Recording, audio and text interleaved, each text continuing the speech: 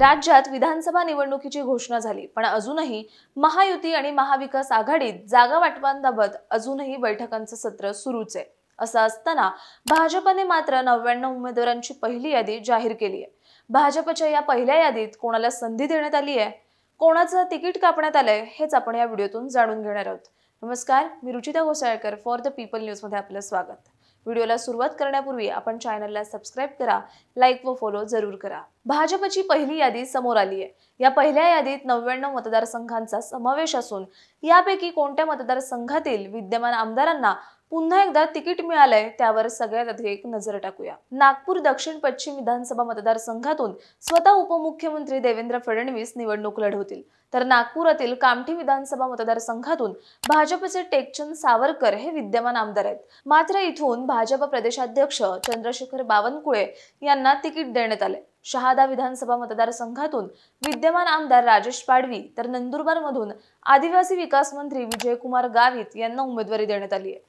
सिंदखेडा विधानसभा मतदारसंघातून विद्यमान आमदार जयकुमार रावल, शिरपूर मधून काशीराम पावरा, भुसावळ मधून विद्यमान आमदार संजय सावकारे, जळगाव शहर विधानसभा मतदारसंघाचे विद्यमान आमदार सुरेश भोळे, चाळीसगावचे विद्यमान आमदार मंगेश चव्हाण यांना देखील पक्षाने पुन्हा एकदा संधी दिली आहे। जामनेर विधानसभा मतदारसंघातून मंत्री गिरीश महाजन निवडणूक लढवतील।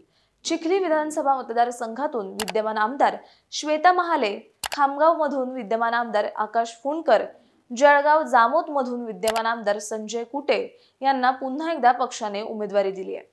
अकोला पूर्व विधानसभा मतदारसंघातून विद्यमान आमदार रणधीर सावरकर, तर धामणगाव रेल्वे विधानसभा मतदारसंघातून विद्यमान आमदार प्रताप अडसड यांना पक्षाकडून उमेदवारी देण्यात आली आहे। हिंगणघाट विधानसभा मतदारसंघाचे विद्यमान आमदार समीर कुणावर, वर्ध्याचे विद्यमान आमदार पंकज भोयर, हिंगणा विधानसभा मतदारसंघाचे विद्यमान आमदार समीर मेघे यांना उमेदवारी देण्यात आली आहे। नागपूर दक्षिण मधून मोहन मते यांना उमेदवारी देण्यात आली आहे। नागपूर पूर्वचे विद्यमान आमदार कृष्णा खोपडे, तिरोडा विधानसभा मतदारसंघाचे विद्यमान आमदार विजय रहांगडाले, गोंदियाचे विद्यमान आमदार विनोद अगरवाल, आरमोरी मधून कृष्णा गजबे, तर बल्लारपूर विधानसभा मतदारसंघातून मंत्री सुधीर मुनगंटीवार निवडणूक लढवतील। चिमूरचे विद्यमान आमदार बंटी भांगडिया, वणी मधून विद्यमान आमदार संजीव रेड्डी बोतकुरवार, राळेगाव विधानसभा मतदारसंघाचे विद्यमान आमदार अशोक उईके यांना देखील पक्षाने पुन्हा एकदा उमेदवारी दिली आहे। यवतमाळचे विद्यमान आमदार मदन येरावार यांना पुन्हा एकदा संधी देण्यात आली आहे, तर किनवट मधून विद्यमान आमदार भीमराव केराम यांना पक्षाने पुन्हा एकदा उमेदवारी दिली आहे। भोकर विधानसभा मतदारसंघातून अशोक चव्हाण यांनी 2019ची विधानसभा निवडणूक काँग्रेसकडून लढवली होती, परंतु नंतर त्यांनी भाजपमध्ये प्रवेश केला। त्यानंतर भाजपकडून त्यांना राज्यसभेवर संधी देण्यात आली, त्यामुळे पक्षाकडून त्यांच्या मुलीला संधी देण्यात आली आहे। श्रीजया चव्हाण या भोकर विधानसभा मतदारसंघातून निवडणूक लढवतील। नायगाव विधानसभा मतदारसंघाचे विद्यमान आमदार राजेश पवार, तर मुखेडचे विद्यमान आमदार तुषार राठोड यांना देखील पक्षाने पुन्हा एकदा संधी दिली आहे। हिंगोला विधानसभा मतदारसंघातून विद्यमान आमदार तानाजी मुटकुळे, तर जिंतूर विधानसभा मतदारसंघातून विद्यमान आमदार मेघना बोर्डीकर यांना पक्षाने पुन्हा एकदा संधी दिली आहे। परतूरचे विद्यमान आमदार बबनराव लोणीकर यांना पुन्हा एकदा उमेदवारी मिळाली आहे, तर बदनापूर विधानसभा मतदारसंघातून विद्यमान आमदार नारायण कुचे, भोकरदन विधानसभा मतदारसंघातून विद्यमान आमदार संतोष दानवे यांना संधी देण्यात आली आहे। तर फुलंब्री विधानसभा मतदारसंघाचे विद्यमान आमदार हरिभाऊ बागडे यांची राजस्थानचे राज्यपाल म्हणून नियुक्ती करण्यात आली आहे, त्यामुळे या मतदारसंघातून कृषी उत्पन्न बाजार समिती फुलंब्रीच्या सभापती अनुराधा चव्हाण यांना संधी देण्यात आली आहे। छत्रपती संभाजीनगर पूर्व मधून विद्यमान आमदार अतुल सावे यांना तिकीट देण्यात आले, तर गंगापूरचे विद्यमान आमदार प्रशांत बंब यांना देखील पक्षाने पुन्हा एकदा संधी दिली आहे। बागलाण विधानसभा मतदारसंघातून विद्यमान आमदार दिलीप बोरसे, तर चांदवड देवळा विधानसभा मतदारसंघातून विद्यमान आमदार राहुल आहेर, नाशिक पूर्व विधानसभा मतदारसंघातून विद्यमान आमदार राहुल डिकळे, नाशिक पश्चिम विधानसभा मतदारसंघातून विद्यमान आमदार सीमा हिरे यांना पुन्हा एकदा उमेदवारी मिळाली आहे। भिवंडी पश्चिम मधून विद्यमान आमदार महेश चौगुले यांना संधी देण्यात आली आहे। मुरबाड विधानसभा मतदारसंघातून विद्यमान आमदार किसन कथोरे, तर कल्याण पूर्व विधानसभा मतदारसंघातून विद्यमान आमदार गणपत गायकवाड यांच्या पत्नी सुलभा गायकवाड यांना उमेदवारी देण्यात आली आहे। डोंबिवली मधून मंत्री रवींद्र चव्हाण हे निवडणूक लढवणार आहेत। ठाण्यातून विद्यमान आमदार संजय केळकर तर ऐरोलीमधून विद्यमान आमदार गणेश नाईक यांना पुन्हा एकदा उमेदवारी देण्यात आली आहे। बेलापूर विधानसभा मतदारसंघातून विद्यमान आमदार मंदा म्हात्रे तर दहिसर विधानसभा मतदारसंघातून विद्यमान आमदार मनीषा चौधरी यांना पुन्हा एकदा संधी देण्यात आली आहे। मुलुंडमधून विद्यमान आमदार मिहिर कोटेचा यांना तिकीट मिळालंय। कांदिवली पूर्व विधानसभा मतदारसंघातून विद्यमान आमदार अतुल भातखळकर तर चारकोपमधून विद्यमान आमदार योगेश सागर यांना देखील पक्षाने पुन्हा एकदा संधी दिली आहे।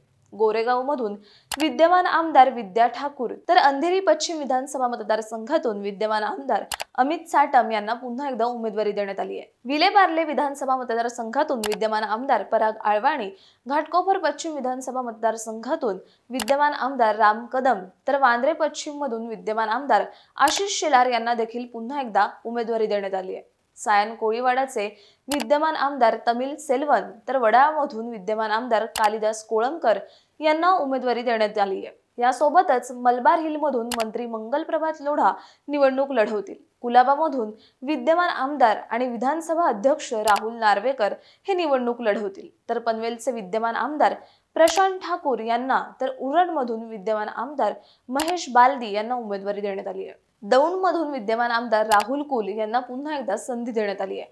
चिंचवडमधून विद्यमान आमदार अश्विनी जगताप यांच्याऐवजी त्यांचे दीर आणि दिवंगत आमदार लक्ष्मण जगताप यांचे बंधू शंकर जगताप यांना पक्षाने उमेदवारी दिली आहे। भोसरीमधून विद्यमान आमदार महेश लांडगे तर शिवाजीनगरमधून विद्यमान आमदार सिद्धार्थ शिरोळे यांना पुन्हा एकदा पक्षाने उमेदवारी दिली आहे। तर कोथरूडमधून मंत्री चंद्रकांत पाटील हे निवडणूक लढवणार असून भाजपचे इच्छुक उमेदवार अमोल बालवडकर यांना पक्षाकडून उमेदवारी नाकारण्यात आली आहे। त्यामुळे आता अमोल बालवडकर काय निर्णय घेणार हे पाहणं महत्त्वाचं ठरणार आहे।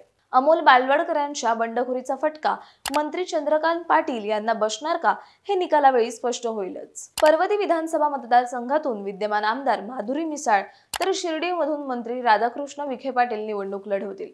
शेवगाव विधानसभा मतदारसंघातून विद्यमान आमदार मोनिका राजळे तर श्रीगोंदामधून विद्यमान आमदार बबनराव पाचपुते यांच्या पत्नी प्रतिभा पाचपुते यांना उमेदवारी देण्यात आली आहे। तर केजमधून विद्यमान आमदार नमिता मुंदडा यांना उमेदवारी देण्यात आली आहे। निलंगा विधानसभा मतदारसंघातून विद्यमान आमदार संभाजी पाटील निलंगेकर तर औसा विधानसभा मतदारसंघातून विद्यमान आमदार अभिमन्यू पवार तसंच तुळजापूरमधून विद्यमान आमदार राणा जगजितसिंह पाटील यांना उमेदवारी देण्यात आली आहे। सोलापूर शहर उत्तरमधून विद्यमान आमदार विजयकुमार देशमुख तर अक्कलकोटमधून विद्यमान आमदार सचिन कल्याण शेट्टी यांना उमेदवारी देण्यात आली आहे। सोलापूर दक्षिण विधानसभा मतदारसंघातून विद्यमान आमदार सुभाष देशमुख तर माण विधानसभा मतदारसंघातून विद्यमान आमदार जयकुमार गोरे, साताऱ्यातून विद्यमान आमदार शिवेंद्रराजे भोसले यांना उमेदवारी देण्यात आली आहे। तर कणकवलीमधून विद्यमान आमदार नितेश राणे यांना उमेदवारी देण्यात आली आहे। इचलकरंजीमधून विद्यमान आमदार प्रकाश आवाडे यांच्या ऐवजी त्यांचे पुत्र राहुल आवाडे यांना उमेदवारी देण्यात आली आहे। मिरजमधून विद्यमान आमदार सुरेश खाडे तर सांगलीचे विद्यमान आमदार सुधीर गाडगीळ यांना पुन्हा एकदा उमेदवारी देण्यात आली आहे। मालाड पश्चिम मधून आशिष शेलारांचे बंधू विनोद शेलार यांना उमेदवारी देण्यात आली आहे। हे भाजपच्या पहिल्या यादीतले एकूण 99 उमेदवार आहेत। पहिल्या यादीत जवळपास सगळ्याच मतदारसंघातून विद्यमान आमदारांना तिकीट देण्यात आले, तर नागपूर कामठी, कल्याण पूर्व, चिंचवड, इचलकरंजी आणि श्रीगोंदा या 6 मतदारसंघात विद्यमान आमदारांचं तिकीट कापण्यात आलंय। तर भोकर, इचलकरंजी, रावेर, मालाड पश्चिम आणि फुलंब्री या 5 विधानसभा मतदारसंघात नवीन चेहऱ्यांना संधी देण्यात आली आहे।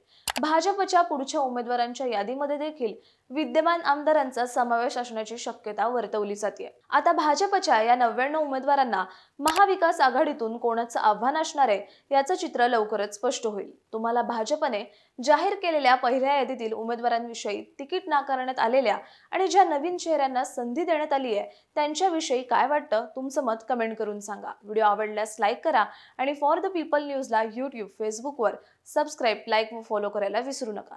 धन्यवाद।